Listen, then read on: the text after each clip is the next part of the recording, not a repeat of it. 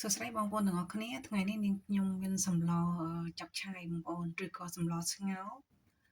មកចែកជូនបងប្អូនទស្សនាបើបងប្អូនចង់ដឹងថារបៀបស្លរបស់ក្រុមគ្រួសារនាងខ្ញុំយ៉ាងណាសូមអញ្ជើញតាមដានវីដេអូរបស់នាងខ្ញុំទាំងអស់គ្នាចា៎ជំរាបសួរបងប្អូនទាំងអស់គ្នាថ្ងៃនេះនាងខ្ញុំស្ងោរស្ពៃបងប្អូនហើយអត់មានពោះស្ដែកទេបងប្អូនគឺនៅខាងនូវែលសេឡង់នេះมันមានគ្រប់មុខទេបងប្អូនអើយសូមអធិស្ឋាននាងខ្ញុំមានអីដាក់នឹងចានេះថៃថាវការ៉ុតស្ពៃក្តោបជាកដោមានផ្សិតហើយនឹងពោះស្ដែកធ្វើខ្លួនឯងបងប្អូនខ្ញុំធ្វើខ្លួនឯងពោះស្ដែកចាខ្ទឹមហើយនេះសាច់មាន់ហើយនឹងសាច់ជ្រូកចាមានតែប៉ុណ្្នឹងបងប្អូនមានអីយើងដាក់នឹងទៅចានេះគឺជាគ្រឿងផ្សំនាងខ្ញុំបានធ្វើឲ្យសាច់អស់ហើយបងប្អូនឥឡូវនៅតែដាក់ឆាសាច់ចានាងខ្ញុំដាក់ឆ្នាំងឆាសាច់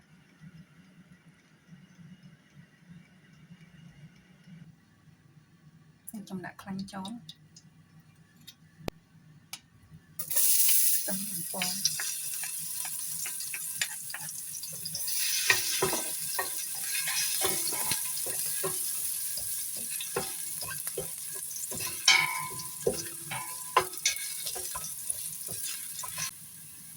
ដាក់សាច់ចូលអា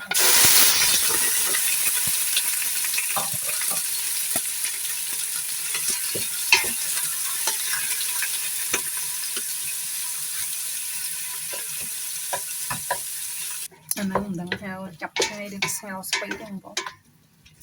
ខ្ញុំចិត្តតែស្ងោរទៅចង់ញ៉ាំណាបងប្អូននេះខ្ញុំដាក់ស្ករចូលបន្តិច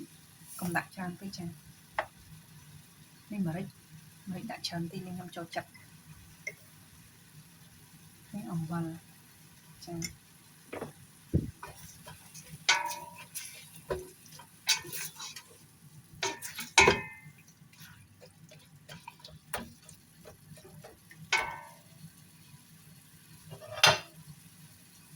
យើងក្របសាច់យើងឲ្យបានឆ្អិនសិន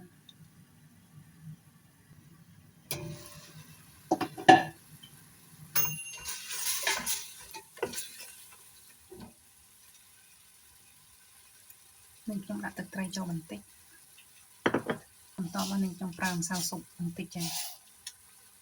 ប៉ុណ្ណឹងជាការស្រេចបងប្អូន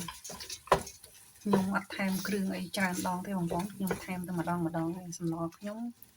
មិនដឹកគ្រឿងទេបងប្អូនល្មមតែអាចញ៉ាំបាន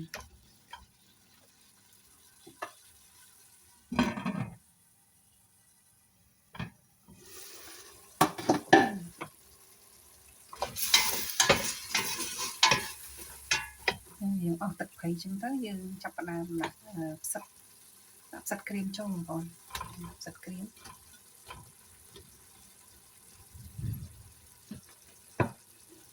ហើយនឹងផ្សិតជាកដោចា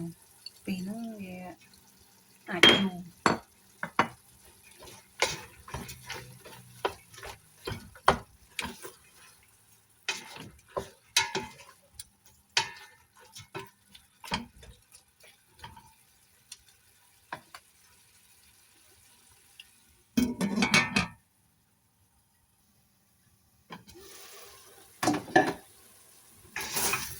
ស្ងួតទឹកល្អបងប្អូន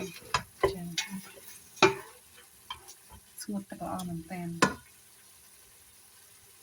ហើយនេះខ្ញុំចាក់ស្បែកជ្រូកចូលស្បែកជ្រូកនេះនាងខ្ញុំធ្វើខ្លួនឯងចាខ្ញុំបំពងខ្លួនឯងបងប្អូនវាមានរសជាតិឈ្ងុយវាមិនខាដូចយើងទិញគេទេព្រោះយើងធ្វើភ្លាមចាហើយក៏នាងខ្ញុំចាក់បន្លែនេះចូលដែរចាការ៉ុតហើយនឹងថៃថាវដាក់ឆាចូលគ្នាទាំងអស់នាងខ្ញុំនឹងរបៀបនាងខ្ញុំស្លបងប្អូនណា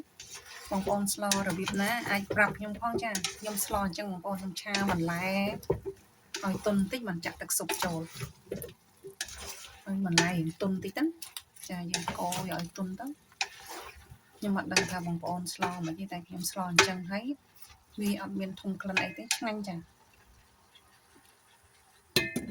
កទៀតហើយចា ចឹងឥឡូវឃើញថាបន្លែយើងនឹងសពតតិចហើយខ្ញុំចាក់ទឹកស៊ុបចូលបងប្អូន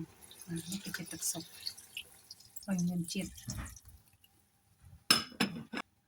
ហើយខ្ញុំបន្ថែមទឹកសាបខ្លះទៀតដើម្បីឲ្យសម្លយើងមានហ្នឹងធ្វើទឹកដែរបងប្អូនមើលខាប់ឲ្យធ្វើមកល្មមបងប្អូនកុំខាប់ពេកកុំរាវពេកបងប្អូនខ្ញុំដាក់បង្គាចូលបងប្អូនខ្ញុំភ្លេចបង្គាចាមានយឺហឺទៀតបងប្អូនប៉ុន្តែខ្ញុំអត់មានយឺហឺទេបងប្អូនខ្ញុំដាក់តែបង្គាទេចាអត់តន់ធូរឡេតទេខ្ញុំភ្លេចបងប្អូនអាហ្នឹងត្រូវឆាជាមួយនឹងសាច់ទៀតណាបង្គាហ្នឹងតែខ្ញុំភ្លេចសំទោសរចាប់ឆាយយើងនេះឆ្អិនហើយបងប្អូនចាចុងក្រោយនាងខ្ញុំដាក់ប្រហិតចូលប្រហិតសាច់គោ